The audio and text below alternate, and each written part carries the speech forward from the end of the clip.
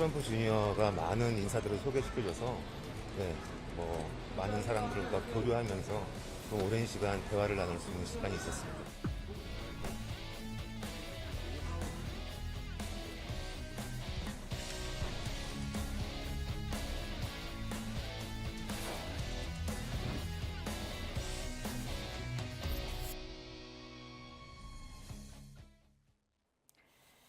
네, 지금 보신 것처럼 정용진 회장이 트럼프 당선인을 만나고 왔는데요. 이 얘기 경제평론가와 좀 얘기 나눠보겠습니다. 정철진 평론가 모셨습니다. 어서 오세요. 네, 안녕하십니까. 네, 지금 영상으로 소개를 해드렸는데 어떻게 된 일입니까? 실은 트럼프 당선과 함께 어느 정도 알려져 있었는데요. 예. 정확히는 정용진 회장의 인맥은 트럼프라기보다는 트럼프의 장남이죠. 이 트럼프 그렇군요. 주니어와 상당히 밀접한 사이라고 알려져 있습니다. 서로 호칭을 할 때 우리 What's up, bro라는 브로라는 표현 많이 쓰지 않습니까? 네. 그렇게 하는 정도 사이라고 하고요. 아, 브로면은 친밀한 건가요? 그 이상, 그렇게 하나 그 표현하는 이상입니까? 말인데 예. 10년 전쯤에 이 트럼프 주니어와 정용진 회장이 만남이 시작이 됐고 예.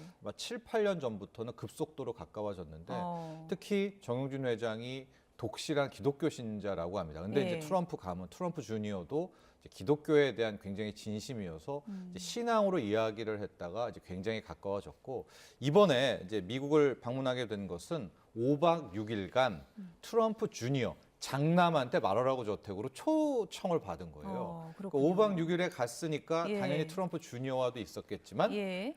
트럼프와의 만남도 있었겠죠. 네. 그래서 지금 세간에 알려준 것은 한 15분 정도 이제 식사 만찬을 하면서 트럼프 당선인과도 대화를 한 것으로 좀 알려지고 있습니다. 네, 정용진 회장이 트럼프 당선인 만나고 어제 귀국을 했는데 어떤 내용을 이야기했는지 녹취를 먼저 듣고 오겠습니다.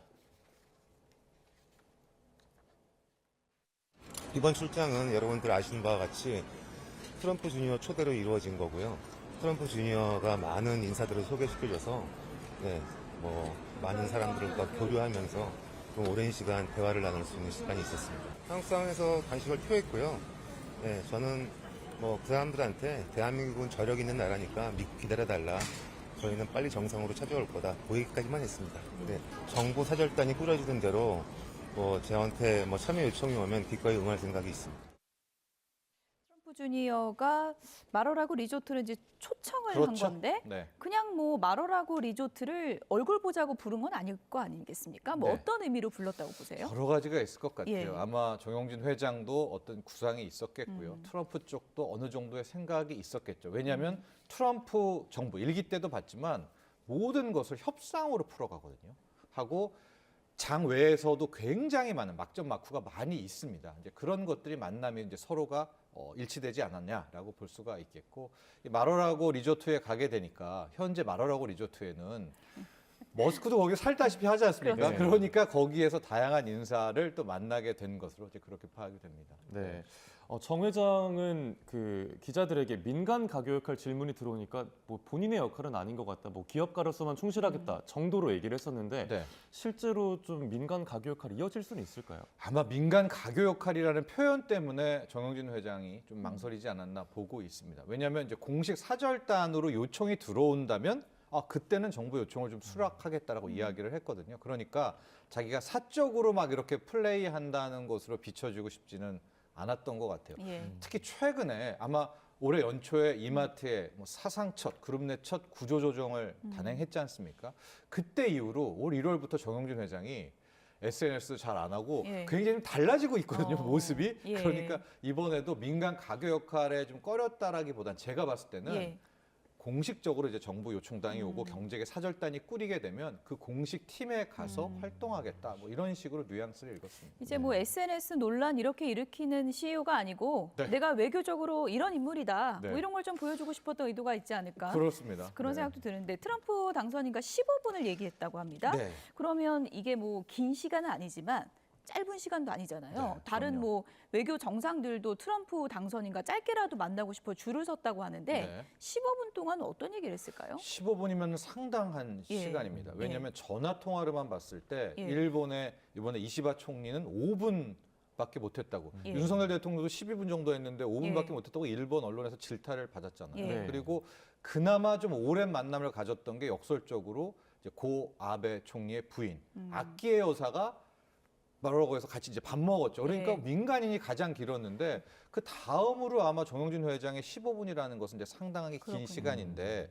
이 부분에 대해서는 절대 함구했던 것 같아요. 음. 그런데 아마 15분 동안에 우선은 이제 계엄과 탄핵에 대한 이야기를 서로 또 주고받았었겠죠. 이제 그런 이야기도 하고 한국이 저력 있는 나라라는 걸 자기가 이야기했다라고 하고 뭔가를 있었을지 안 있었을지 모르겠지만은 뭐 추측을 일단 해보건데 투자 요청도 있지 않았을까요? 투자 요청도 있었겠고 예. 아마 어떤 것들에 대한 질문도 분명히 예. 했었겠죠. 그런데 그 부분을 완전히 함구하고 있기 때문에 뭐 추후 차차 확인이 될 것 같습니다. 네.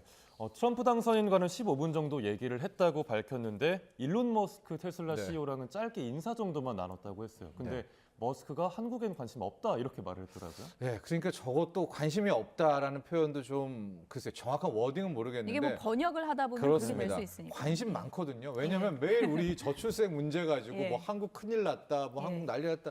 굉장히 관심 많은데 음. 아마 어떤 비즈니스 차원에서의 어떤 투자 계획이나 이런 거에 대해서는 뭐 일론 머스크도 공개하지 않는지 그런 것 차원이 한국에 관심 없다는 표현이 되지 않나 싶었고 다만 정영진 회장도 SNS를 워낙 좋아라 하고 예. 예, 지금 X라는 이 또 트위터죠.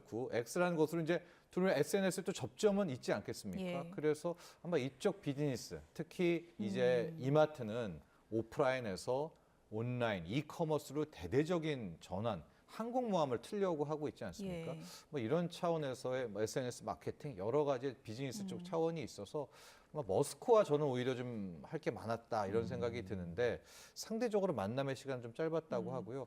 5박 6일 말하라고 리조트니까 아마 스쳐 지나가는 사람은 엄청 예. 많았을 겁니다. 네. 그렇죠. 네. 뭐 한 번의 만남을 가지고 너무 많은 의미를 부여할 수는 맞습니다. 없겠지만 어쨌든 우리나라의 뭐 미국 진출이나 이런 부분에 있어서 외교적인 현안도 상당히 좀 중요하기 때문에 이런 친밀도를 다지는 게 뭐 네. 국익에 뭐 나쁘진 않다 뭐 이렇게 볼 수 있을까요? 맞습니다. 예. 게다가 트럼프 앞서도 얘기했지만 일기 때도 봤지만 이 트럼프 당선이 트럼프 스타일 자체가 모든 걸 다 협상으로 풀어갑니다.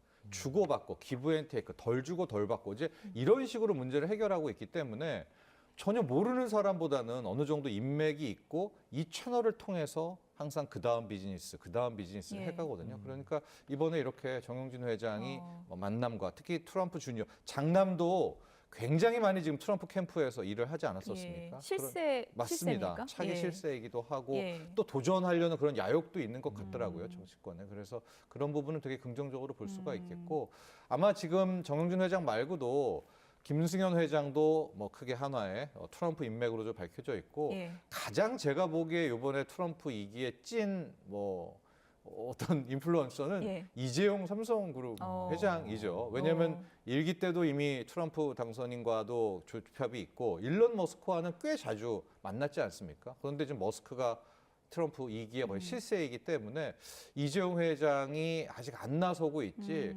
굉장히 좀 역할과 예. 또 역할을 할 만한 그런 능력도 되는데 아마도 이재용 회장은 자신의 그 이심 그거 확실하게 좀 매조지를 하고 외부 예. 활동을 하려는 것 같아요. 그게 예. 이제 내년 1월 말 2월 초에 나온다고 하니까 이제 그때 이후로 이제 이재용 회장의 카드는 우리가 지켜봐야 예. 되겠습니다. 총수들끼리 지금 뭐 내가 더 친하다 이런 은근 뭐 경쟁에 들어갈 수도 있을 것 같은데 중요한 거는 취임식에 누가 초대를 받느냐 정식으로 네. 이것도 중요하지 않겠습니까? 그래서 정영진 회장한테도 초대받았냐 했는데 네. 이제 대답은 안 한 것으로 좀 알려져 있거든요. 그래서 그 부분 역시 근데 이건 이제 거의 미국의 국가 비밀이기 때문에 예. 차후에 이제 밝혀질 예. 것 같아요. 네, 뭐 이재용 삼성전자 회장도 말씀을 해주셨고 지금 뭐 트럼프랑 옷깃만 스친 인연만 있어도 네. 좀 접촉면을 넓히려고 하는 상황인데 이번 정 회장 방문이 좀 다른 기업들에게도 신호탄 느낌이 될 수 있을까요? 근데 신호탄은 되겠지만은 그게 또 된다고 되는 게 아니기 때문에 네. 이번에 네. 트럼프 장남을 타고 들어간 트럼프 주니어로 타고 들어간 인맥만한 것은 글쎄요 뭐 다른 기업은 따라갈 수 없지 않을까. 그래서 오늘 주식시장도 뭐 이마트 주가는 이미 금요일부터도 되게 긍정적으로 반응했고 뭐 신세계 INC 신세계 라인들이 또 이 기대감으로 급등하고 있거든요. 뭐 이런 것들이 또한 단면을 트럼프의 협상의 트럼프 그 단면을 읽어낼 수 있는 예. 모습입니다. 신세계그룹 정용진 회장 뭐 국제 무대로 가서 뭐 주목을 제대로 받은 네. 그런 얘기를 좀 해봤는데 다른 기업들도 이제 얘기를 해보면 올해 연말이 상당히 어려웠잖아요. 네. 지금 뭐 탄핵 중국이다 보니까 지금 안개 속인 것들이 상당히 많고 지금 기업들도 내년도 계획을 어떻게 짜야 될지 모르겠다 이런 하소연도 좀 있다고요. 그렇죠. 일단은 불안하겠고요. 그게 정권이 바뀌냐 안 바뀌냐 그런 정치적인 게 뭐 그리 영향을 미치겠냐 하겠지만은 또 각 그룹에는 대관 업무라는 것들이 있지 않겠습니까? 예. 이제 관을 상대로 한 업무가 있어서 거기가 완전히 불투명해졌으니까 내년 계획에 짜는 또 한 축이 좀 흔들리고 있다 이렇게 볼 수가 있겠고 아직도 입법 부분이 예. 완성되지 않았잖아요. 그리고 지금 재계 초미의 관심사가 지금 민주당 이재명 대표가 이끌려고 하고 있는 상법 개정안이거든요. 예. 네. 이게 지금 연내 하루는 된다 그랬다가 또 그냥 내년으로 간다고 그랬다 여러 가지가 있기 때문에 아마 그 상법 개정안에도 지금 재계는 굉장히 초미의 관심사일 것 같습니다. 그런데 아마 우리의 현재 경제계 불투명성은 이런 기업보다는 내수 쪽일 것 같아요. 일선 소상공인 이제 일선 사장님들 소상공인 분들은 그야말로 아직까지 소비 심리가 절대 안 살아나고 있거든요. 네. 연말도 뭐 회식도 없고 우울한 크리스마스 이런 얘기가 나오고 있기 때문에 아마 그런 부분의 불투명성은 가장 큰 타격을 받지 않았나 싶습니다. 네. 이번에 환율 얘기로 네. 좀 넘어가 보겠습니다. 오늘은 1,440원대로 내려왔는데 지난주에는 1,450원대까지 치솟기도 했잖아요. 네. 아무래도 좀 정치적 후폭풍의 영향이 크다고 봐야 될까요? 그것도 한몫했지만 더 우리가 들여다보면 역시 지금 강달러, 킹달러, 갓달러라고 하면 달러 강세의 또 하나의 피해를 봤다 이렇게 볼 수 있습니다. 지금 추이가 나오고 있는데요. 비상계엄 이제 발표하는 날 1,440원대를 한번 찍었어요. 그리고 이제 윗꼬리가 달고 쭉 내려와서 그 다음에 어느 정도 안정을 찾겠지 했는데 전혀 지금 안정을 못 찾고 있고요. 외환 당국도 개입을 하고 있거든요. 하는데 1,450원 밑으로 밀기가 쉽지 않아 보입니다. 근데 저기 지금 1,450원이라는 레벨은 그 위 가는 레벨은 우리나라 역사상 2번밖에 없는데 네. 그 2번이 다 엄청난 위기였습니다. 그랬군요. 1997, 98 IMF 외환위기, 예. 2008년 금융위기 때 이제 그때는 뭐 2,000원도 가고 1,800원도 갔지만은 1,450 레벨을 넘긴 게 이번이 세 번째여서 굉장히 국민들도 그렇고 기업들도 그렇고 지금 여기에 대한 우려가 큰데 분명히 탄핵 계엄 이슈도 여기 불을 붙였지만은요.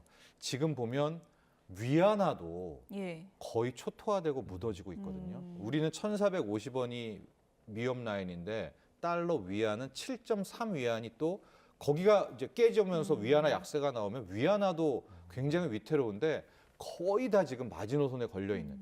이제 그만큼 달러 홀로 강해지면서 이런 신흥국 통화들을 다 밀어붙이는 이제 여기에 또 하나의 영향이 있다 이렇게 보여집니다. 트럼프 2기가 이제 곧 출범하는데 네. 그럼 뭐 1,500도 넘을 수 있는 거예요? 그래서 이제 여기서부터가 우리가 생각해볼 그럴 부분이기도 한데 저는 이번에 1,500원 가지는 않을 거라고 보고 있거든요. 왜냐하면 지금 달러 강세 이면에는 미국의 국채금리 상승, 즉 약간 좀 더 풀었으면 미국이 원래 금리 인하를 막 빠르게 할 줄 알았잖아요. 예. 네. 그런데 연준이 갑자기 좀 스탠스를 바꿔서 야, 미국 경제가 이렇게 좋은데 금리 인하를 왜 해? 이제 이렇게 바뀌면서 미국의 시장 금리입니다. 기준 금리가 아니라 이게 튀어오르고 이게 달러 강세를 촉발하고 위안화 뭐 다운, 원화 다운, 엔화 다운 이런데 잘 보시면은요. 우리가 2023년에 실리콘밸리 뱅크, 미국의 은행들 6위권, 10위권이 파산을 했잖아요. 그때 왜 그랬느냐? 금리가 폭등해가지고 여기 미국 내 은행이 파산했거든요. 그때 레벨이 4.7에서 5%입니다. 근데 지금 미국 금리도 4.5%. 그러니까 여기서 금리가 더 올라가서 뭐 킹달러, 갓달러는 좋은데 그러면 우리도 피해를 보지만 정작 미국 내부를 또 타격을 하기 때문에 저는 이 언저리에서 우리 원달러 환율은 예. 1,450원대에서 좀 어느 정도의 안정세를 찾지 않을까 이렇게 바라보고 있습니다. 근데 이제 한은이 금리 인하 조절을 두고 좀 고민에 빠진 이유도 네. 이번에 미 연준에서 좀 속도 조절에 네. 나섰기 때문이잖아요. 1월에 어떻게 결정할 거라고 저는 보세요? 쉽게 뭐 인하 못할 것 같습니다. 예. 여기서 원달러 환율이 1,400원대에서는 한국은행의 금리 인하는 저는 거의 불가능하다고 보고요. 근데 내수도 걸려 있잖아요. 예, 내수 그래도 문제. 예. 왜냐하면 내수도 이게 금리 인하가 절대 좋은 것이 아니라 여기서 더 인하를 해서 진짜 우리 원화가 1,450벽을 깬다? 예. 그럼 완전히 그 위가 횡하니 비어 있는데 그러면 우리는 수입 물가라는 게 있지 않습니까? 네. 원재료도 수입을 해야 되는데 그러면 돌아 내수의 소상공인 분들 더 부담 커지기 때문에 저는 일단은 한국은행도 예. 1,300원대 환율 정도는 확인하지 않을까. 그리고 나서 인하를 할 것으로 봅니다.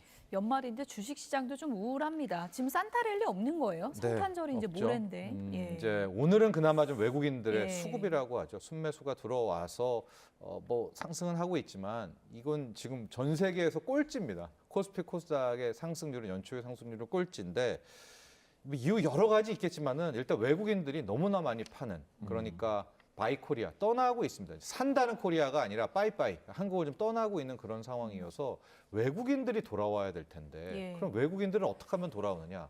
역설적으로 방금 앞서 말한 환율입니다. 그러니까 지금 한국 주식을 들고 있으면 예. 원화값이 떨어지니까 그렇죠. 주가랑 상관없이 어마어마한 예. 환차손을 지금 보고 있는 거예요. 네. 그러면 한국 주식을 들고 있을 필요가 없죠. 오히려 팔고 미국 주식을 사면 달러 강세에다가 주가 상승까지 함께 나오고 있는. 그래서 지금 무차별적 투매 상황이 나오고 있는 상황인데 그래도 다행인 거는 우리가 밑에 하단이 2380, 2400 여기가 좀 강력한 지지선이거든요. 좀 어렵게 뭐 PBR 0.8 뭐 예. 이렇게 나오고 있는데 그래서 이번에도 2,300은 깼다가는 다시 2,400 정도에서 거기에 좀 강력한 하단은 있다 정도 확인하는 게 그나마 긍정적일 텐데요. 지금부터 확인할 부분들은 외국인이 한국 주식 사주느냐.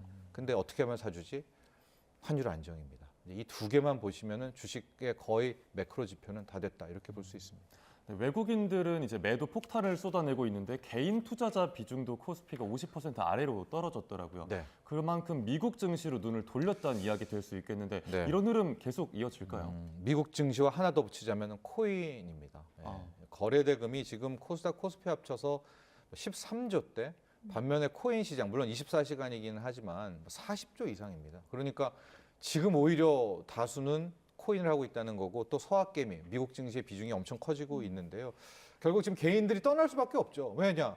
한국 주식 해봤자 예. 주가가 무너지니까요. 이제 그런 하나의 반작용이라고 보고 저는 다시 한국 증시가 제값받고 밸류업 되고 어느 정도의 분위기를 차린다면 다시 돌아오죠. 돈이라는 것은 항상 수익률을 보니까요.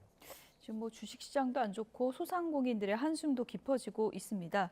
올해가 뭐 지금 일주일 정도 남았는데 평론가님도 송년회 거의 취소하셨죠? 네, 그렇습니다. 이게 아마 이제 이런 시국에 무슨 만남 이제 이런 식으로 예. 많이 취소를 하고 있는데 지금 정부도 그렇고요. 정치권도 그렇고 만남은 이제 계속 하시라. 왜냐하면 소상공인들은 요 한철이 12월 한때가 그나마 전 1년간의 매출을 잡는 때거든요. 올리는 때였기 때문에 아마 그런 부분은 우리가 좀 동참하는 게 그러니까 흥청망청이 아니라 예. 하나의 이제 국민으로서 내수를 살린다는 차원에서의 연말 만남들은 좀 의미가 있지 않나 이런 생각을 해봅니다. 송년회를 좀 합시다. 이런 지금 구호가 나오고 있다고 하는데 많은 우리도 분들이- 저희도 할까요? 네. 뭐 날짜 잡기도 참 그렇다. 네. 시국이 이런 말이 많은 것 같습니다. 지금까지 정철진 경제평론가와 얘기 나눠봤습니다. 고맙습니다. 그렇습니다.